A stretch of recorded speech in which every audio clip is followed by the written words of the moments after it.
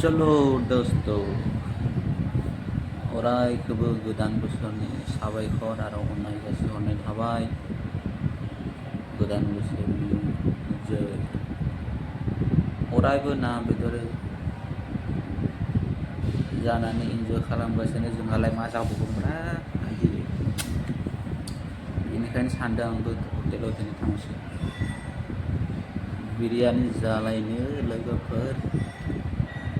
मिथियोना लोगोफोर नैबे 2026 एसे माने मा होनो भबिसबानिया एसे माने गाज्रि दं आरोना बेनिखायनो लोगोफोर होखाव हानायमानि होखाव दामान जाखा जिबनाव मा जागोन मा जाया खुनु माने भरसा गैला बेनिखायनो रंजानाय लगे